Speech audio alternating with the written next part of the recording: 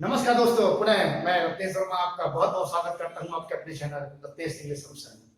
आज हम बात करते हैं एक नए टॉपिक पे, जिसका है कि एक बहुत से व्यवहारिक वाक्य जो हम प्रयोग करते हैं बोलचाल में, लेकिन उसको कैसे बनाएंगे। बहुत ज्यादा आपको नियम रटने की आवश्यकता नहीं है, बस थोड़ा सा ध्यान से सुनेंगे और कुछ चीजों को नोट करते जाएंगे। अगर आप ऐसा करेंगे तो निश्चित तौर पर आपको ये चीजें बिल्कुल आसानी से समझ में आ जाएंगी। कुछ वाक्य कैसे होंगे पहले मैं आपको बता देता हूं। जैसे मेरे पास समय है, आपके पास पैसा है, उसके पास मोबाइल है, हमें अंग्रेजी का ज्ञान है, उन्हें आजादी है, इत्यादि। इस तरह के वाक्यों को आज हम सीखेंगे कैसे बनाएंगे। चलिए तो देखते हैं।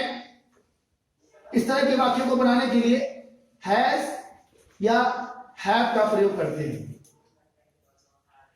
अगर मैं कहूं कि इस प्रकार के वाक्यों को कैसे पहचानेंगे, तो कुछ वाक्यों के माध्यम से आप देखते हैं और उसकी परिभाषा के रूप में उस शब्दों को लेकर मैं आपको उदाहरण देकर समझाता हूं।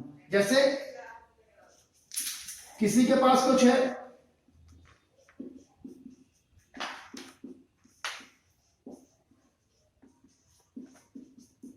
किसी को कुछ है,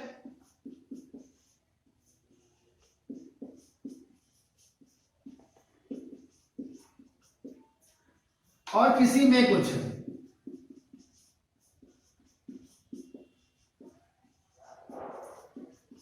यह बताने के लिए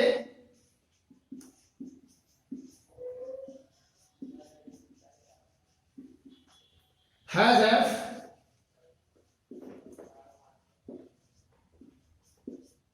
के साथ नाउन का प्रयोग करते हैं।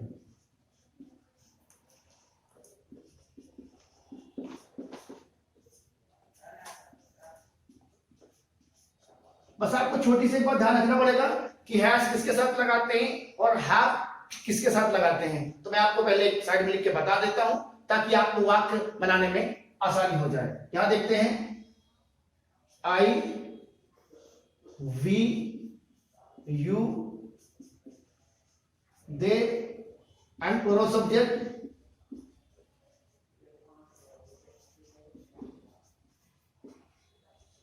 के साथ हैव लगता है। और जब इसका हम नेगेटिव इंट्रोगेटिव वाक्य बनाएंगे तो वहां पर यहां एज ए सहायक क्रिया के रूप में हम डू का प्रयोग करेंगे। इसलिए मैं यहां अपने को लिख देता हूं ताकि आपको याद आए। फिर बात करते हैं, he, she, it, any name and singular subject एक वचनकर्ता के साथ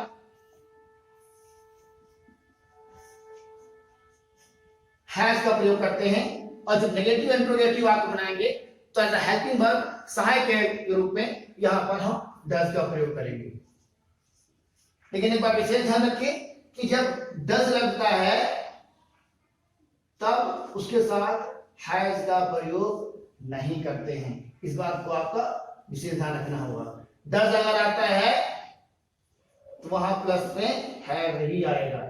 ये बात अभी आप एक बार अगर ध्यान दे लेंगे, मुझे लगता है कई बार हम यही गलती करते हैं। ये गलती आपसे हो ना, इसके लिए आपको बस इतनी छोटी सी बात को ध्यान रखना होगा। आपने इसे नोट कर लिया होगा और आपको समझ में आ गई होगी। चलिए हम आगे बढ़ते हैं एग्जांपल के साथ।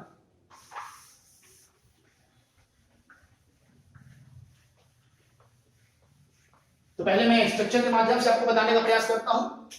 पहला अफर्मेटिव, जैसे आप जानते हैं, subject plus has oblique have plus noun, ये अफर्मेटिव का होता है। अगर एग्जांपल की हम बात करें तो मुझे कहते हैं आई के साथ मैंने बताया हैव का प्रयोग करते हैं। I have some work. Example एक और ले लेते हैं। उसके पास घड़ी है,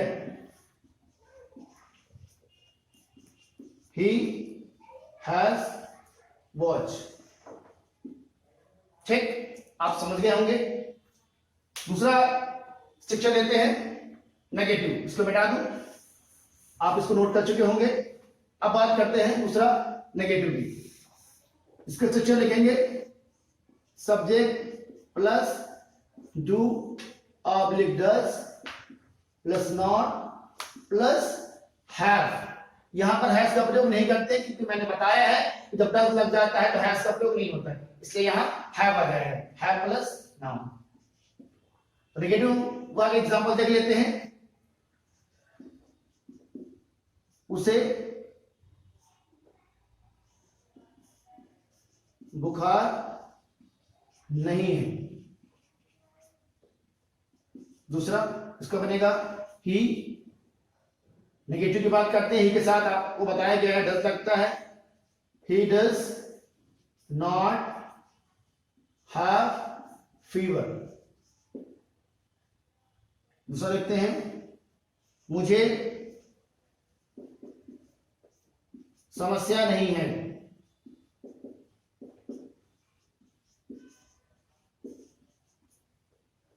क्या होगा?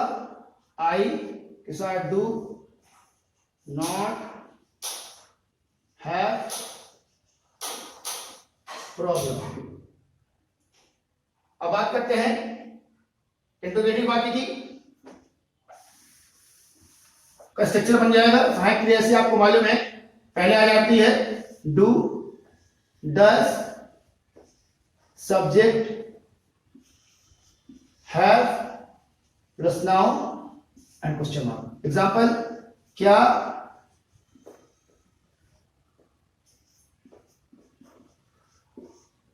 उसके पास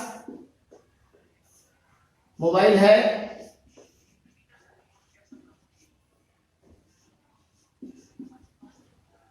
इसका बनेगा डू डज पहले आएगा, उसके कहते ही के साथ क्या लगता है डज का प्रयोग करते हो जाएगा does he have mobile. Next word sentence लेते हैं, क्या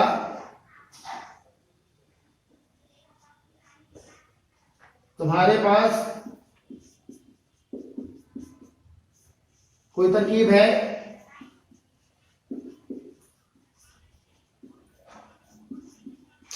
इसका बनेगा do you have any idea. Interrogative भी वाक्य आप समझ गए होंगे। चलिए बात करते हैं इंट्रोगेटिव नेगेटिव की। चलिए बात करते हैं इंट्रोगेटिव नेगेटिव सेंटेंस की कैसे बनता है। स्ट्रक्चर देखते हैं पहले। Do oblique does plus subject plus not plus noun question mark. एक बात लेते हैं, क्या आपके पास समय नहीं है?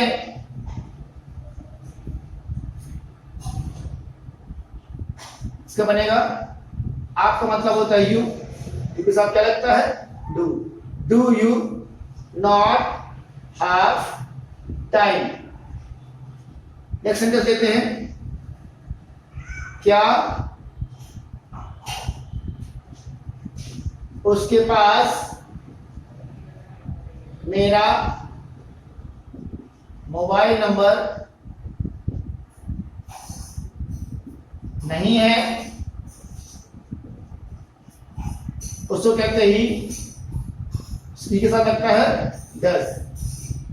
Does he not have my mobile number. ये सेंटेंस ये आपको समझ में आ गया होगा। चलिए आगे देखते हैं जो इंट्रोगेटिव सेंटेंस जो क्वेश्चन वर्ड लगा के बनाते हैं, डब्ल्यू एच वर्ड जो मैंने कल बताए थे। तो देखते हैं इसके स्ट्रक्चर बनेगा question word plus do oblique does plus subject plus have plus noun question mark. जैसे इस पार्ट में पूछूं कि आपके पास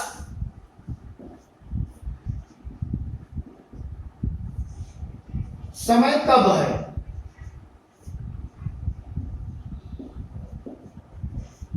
मैंने बताया था कि कोई भी वाक्य जो कर्तव्य शुरू होता है और उसके बाद कहीं पर भी यदि कोई प्रश्नवाचक शब्द आता है तो हम शुरुआत उसी प्रश्नवाचक शब्द से करते हैं। यहाँ पर प्रश्नवाचक शब्द है कब, जो इस पूरे वाक्य में प्रश्न पूछना है।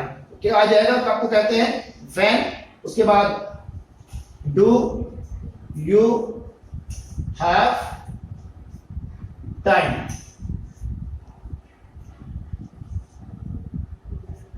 एक सेंटेंस लेते हैं, उसे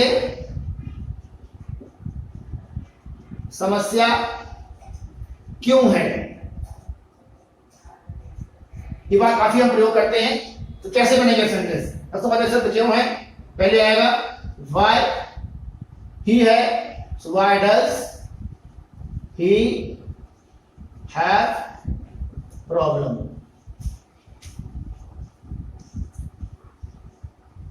आपको ये वाक्य भी समझ में आ गए होंगे।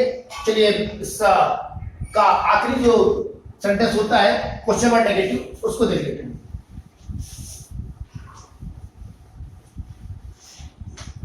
उसका स्ट्रक्चर होता है question word plus do oblique does plus subject plus not plus have plus noun. Example देखते हैं।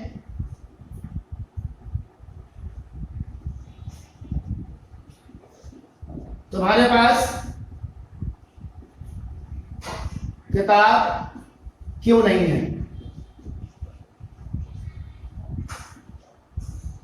इसके क्या बनेगा? प्रश्नवाचक शब्द क्यों है, why do you not have book.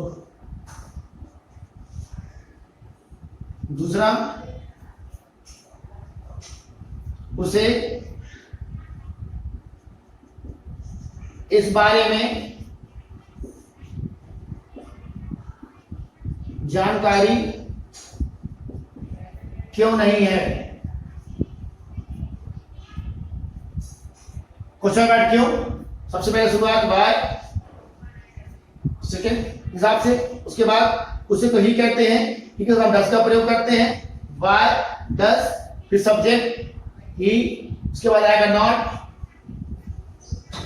Then have, और जानकारी कहते हैं information, information about it.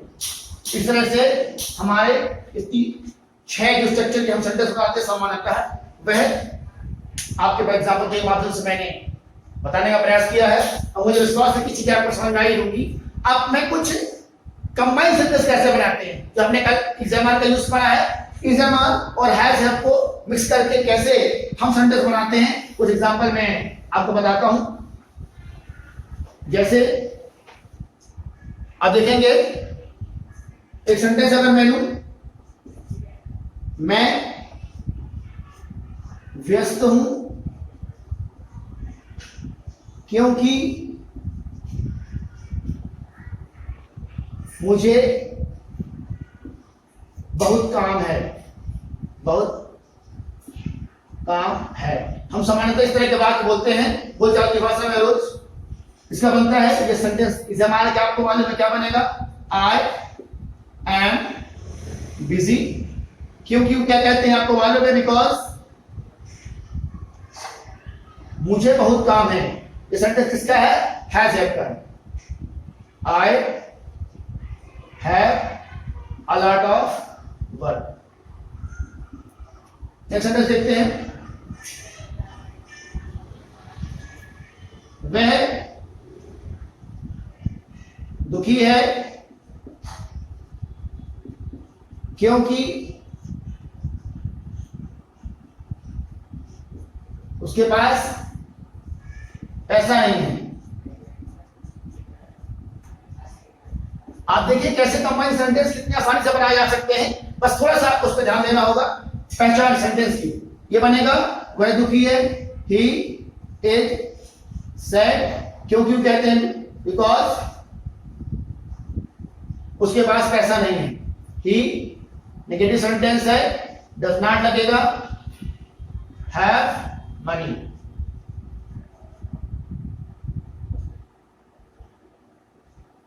Next sentence, वह कक्षा में अनुपस्थित है क्योंकि उसे बुखार है। इस तरह के वाक्य भी आपके पास कई बार सुने होंगे। ये सेंटेंस कैसे बनेगा? He is absent in class because he has fever. अब आपको इसी तरह के वाक्यों का अभ्यास करना है, और यदि आप प्रयास करते हैं, कोशिश करेंगे, सोचेंगे, और आपको बहुत ज्यादा दिमाग लगाने की, सोचने की, चिंता की आवश्यकता नहीं है। जरूरत इस बात की है आप सिर्फ अपने अगल बगल दिनचर्या में हम किस तरह के शब्दों का प्रयोग करते हैं, किस तरह के वाक्यों का प्रयोग करते हैं, बस आप उन वाक्यों को लिखें, और जो एग्जाम्पल अभी हमने यहाँ पे पढ़ा है इसको छोटे छोटे वाक्यों के माध्यम से जोड़ जोड़ कर यदि आप बनाते हैं तो मुझे पूरा विश्वास है आप इसको समझ पाएंगे। और आज की इस लेक्चर के लिए इतना पर्याप्त है, और मुझे लगता है कि ये चीज समझ में आ गई होंगी। फिर भी यदि कोई प्रश्न आपका है, कोई समस्या है, कोई बात समझ में नहीं आई है, कमेंट बॉक्स में अपने कमेंट अपने सजेशंस के रूप में, क्वेश्चंस के रूप में आप दे सकते हैं। इन शब्दों के साथ बहुत बहुत धन्यवाद।